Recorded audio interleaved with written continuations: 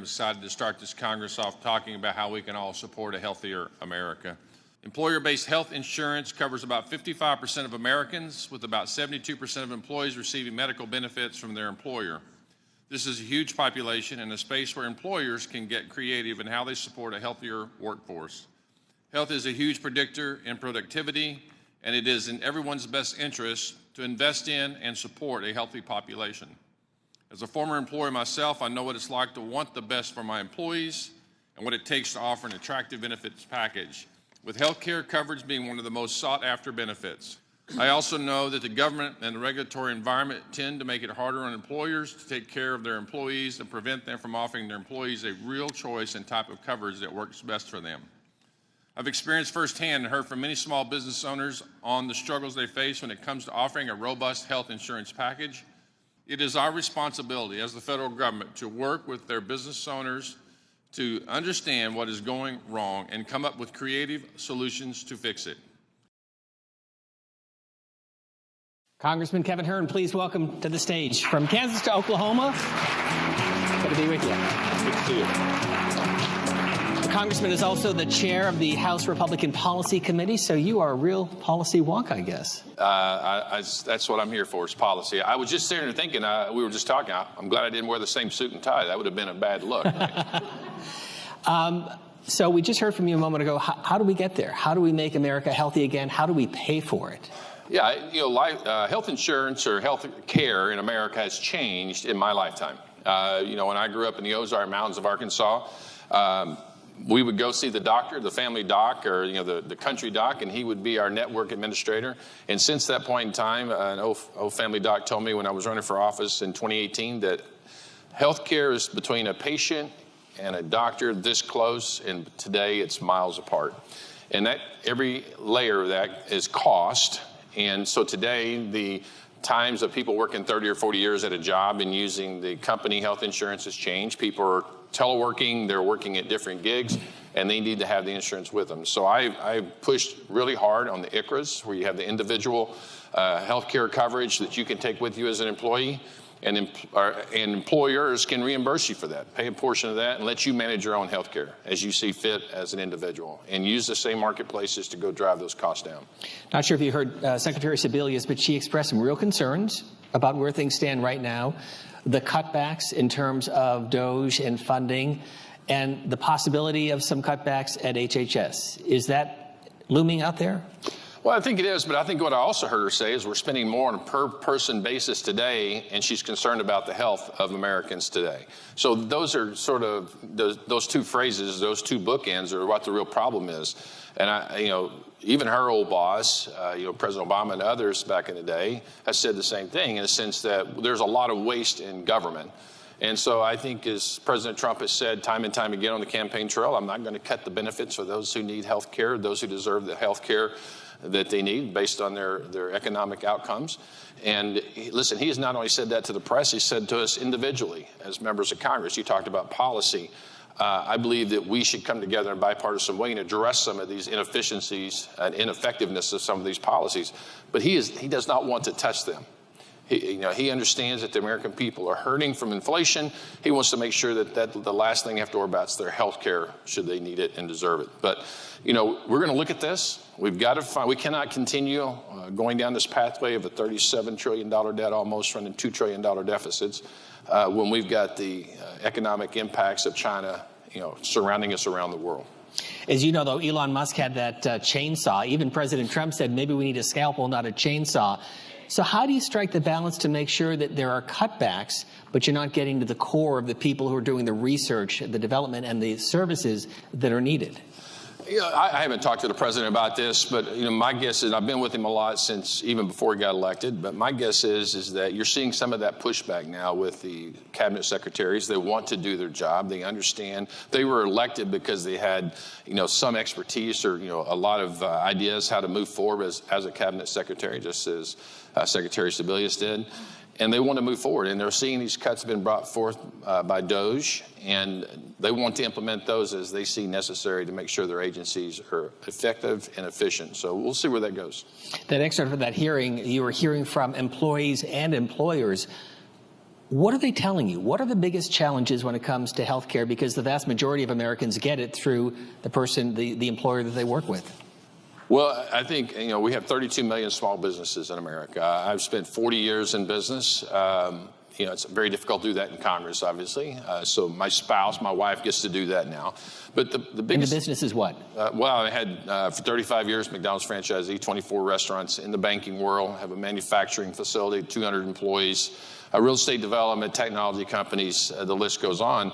But the most difficult thing for a small business man or woman is to attract great talent, because you're competing with benefits against major corporations that have the ability to provide health care and other benefits. So early on, I provided 401ks and very strong health care across all, from the entry level to the highest level in the organization. But it becomes very difficult. 10 years ago, you could have paid 90% of that, and the employee would pay 10%. And it just evolved to it's flipped on its head, because the costs are so enormous that you can't pass those costs along, because your menus or your products have, they don't have the elasticity to have that absorbed. So then what happens, you start cutting benefits. And so you start losing employees to other things. And that kind of goes back to this individual health care plans that you can take with you as an individual. You can take them. So, there's a whole conversation about loyalty.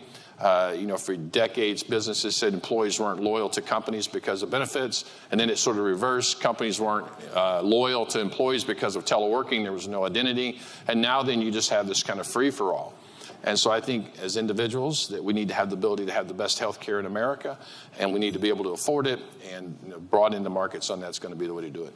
So this week marks the 15th anniversary of the Affordable Care Act, known as Obamacare. The president has said it's going to stay in place. If you're going to make changes to Obamacare, what would those changes be? What has to happen, if anything? Well, again, there's been a lot of changes already made. It's not even on our radar screen right now. We're talking about other things like these individual plans. We're talking about, the big narrative in Congress today across many industries is transparency, is getting underneath the hood of many of these different agencies. I think that's what Secretary Kennedy's looking at, the transparency of what's in your food, what possibly could make it unhealthy for you through preservatives. While I believe preservatives are necessary as we feed the rest of the world, you can't just put stuff in a container car and send it, let it sit 6 months in South Africa. It has to have some kind of preservatives to allow it to happen. And you contrast that, as the Secretary was saying, is it tends to be that people are in the rural parts of America are more healthy. And I would argue one of the reasons for that is, just like myself growing up in the Ozark Mountains of Arkansas, is that you used to go out and your grandmother would say, go pick it out of the garden, bring it right straight to the table, and you'd cook it. So there were no preservatives. It was straight from the garden. And that's the way much of rural America is. But that same kind of task cannot happen around the world when we're exporting food. But transparency there, transparency in the process of distortions on how our hospitals are trying to make money today. Taking a 340B program as an example, which is supposed to be low-cost pharmaceuticals, and having to use that as a revenue stream because the reimbursement rates on other services aren't where they're supposed to be. Site neutrality is using that as a revenue stream, again, because the distortions in the way that the original profit centers were set up for hospitals and service providers. We need to take a holistic look at this and see how do we get our cost structure back in place so that on a per patient basis, per citizen basis, we lower that but improve the health care. So asking for a friend, are the McDonald's French fries healthy for you? I will tell you this. I believe I've been around long enough, or was around long enough to see when it went from beef tallow to vegetable oil. It's does my heart good, no pun intended, to see it go back to beef tallow. That changed the flavor of fries. It really does. And I worked at McDonald's, so I know they're delicious. One of the things that we have been seeing in Washington is a concern. And according to the secretary, they're great for you too. I mean, Big Macs. The president eats 2 Big Macs a day. So Does he really? Well, I don't know, but it sounds good, right? Especially if they're from your McDonald's. Article 1 of the Constitution, Congress, separate but equal branch of government. Any concern that you have the executive branch basically taking over the role and Congress really not being part of this process? You're referencing executive orders? DOGE cuts and what we're hearing at HHS and other departments across the board. So inside baseball.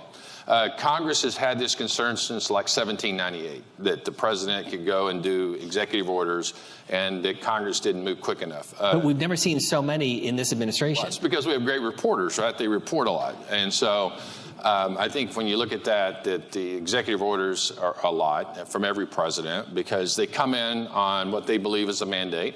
I would argue also it's been a long time since we've had a president that came in that knew they only had 4 years left. Most presidents all think they're going to get reelected, just unilaterally. So they feel like they have an 8-year window to get this done. So they spread out executive orders over 8 years. President Trump learned a lot from the first 4 years. And, felt like the last couple of years, I'm sure, were very challenged with COVID-19 and what it did to Americans. So many people lost their lives, that he wanted to get a lot of things done. And you have a lot of time to think about it over a 4-year pause. And so he wanted to get a lot of things implemented. And I can tell you, while people are concerned about the amount of speed that this is happening in the first, 60 days, many, if not all of the things that he has done, he has brought awareness to a lot of the issues that everyday Americans care about. So we'll see where it goes.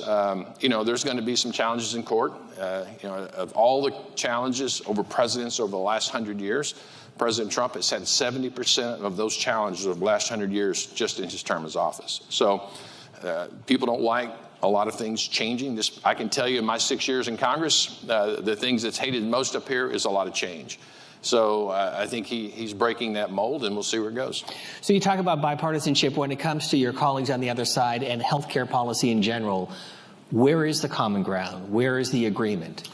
Well, listen, whether you're in politics or in the legislative body or all, you want America to be healthier. And so, you rely on the experts to kind of help guide you. You have to also make sure that you're getting good guidance. I think also individuals, we can't politicize the ability for you to have choice on your ability to have health care, like I said, with these ICHRA plans. So while you may see in the media when we're doing our debates and the Ways and Means Committee that people are saying, well, we're trying to dissuade people from having insurance and taking away from hospitals, it's not the fact. When you talk to them on the side away from the cameras, they get it. They like the personalized health care situation. I think the transparency is big. I think when you get into some of the not-for-profits that are paying CEOs, you may have a 100-bed hospital and CEOs are making $10 million. I can tell you there are Democrats that are very concerned, very senior Democrats that are very concerned about those distortions in pay scales for very little coverage of taking care of patients. So there are a lot of places of agreement. We have not spent a lot of time on health care. We've been spending all of our time on the reconciliation package, funding the government, things of that nature, but we will. That will be the next step. So 2 final points, and thank you so much for being with us. Generally speaking, as a small business operator and owner, how much of your income went to pay for health care for full-time employees, approximately? Yeah, it could be 5%. It could be 4 or 5% based on the coverage. I always tried to give the best coverage available. We had a very large, the way McDonald's system is set up, a very large health insurance company that you all would know, a lot about, and we provide that for all of our employees. And so when you look at this and you're trying to find the right mix, because you can't go out of business, so you're trying to shuffle it around. You're trying to figure out how to grow revenues to make it happen. And it really saddens you as an employer because you can't do the most for your employees. Because in a free market environment, the only thing that really separates you from being the most successful from failure is how well you take care of your employees. So how do you strike the balance between the role of the federal government as a small business owner, healthcare policies that we have in this country, Medicare, Medicaid, the Affordable Care Act, and private businesses? Where's the balance in all of that in terms of regulation? Yeah, I mean, when you look at, and I've spent a lot of time in this space. I sit on the health subcommittee at Ways and Means for the last 4 years, so I look at this space a lot. I look at everything I do in Congress as through the lens of a business person, because quite frankly, the reason I ran for Congress is to get government out of the way, create jobs, put Americans to work. I think that's the real change we need in this country. So I look and see where these roadblocks are. And we need, as a federal government, hold those who are abusing the things I said in transparency, the reimbursement rates, some of the loopholes. We need to close those up. We need to make sure there's equal treatment, whether it's physician-owned hospitals. They should have to take the same level of patients that a not-for-profit or a for-profit hospital takes. I think we need to look at rural America. I grew up in rural America. I think we should give the doctors that want to come together and own a small community hospital way out in the rural parts of the country. I'm big on telehealth. We shouldn't make people drive in for, just a everyday checkup. If they can get off their tractor, go into the house and have a checkup via telehealth, I'm hugely supportive of that. So all those things really matter. It's not any one thing. It's a collection of all. Big Mac, quarter pounder, or filet of fish? What's your favorite? I'm a big filet of fish guy and Big Mac guy, but it's very difficult to eat those when you're driving down the road. So I usually go with quarter cheese.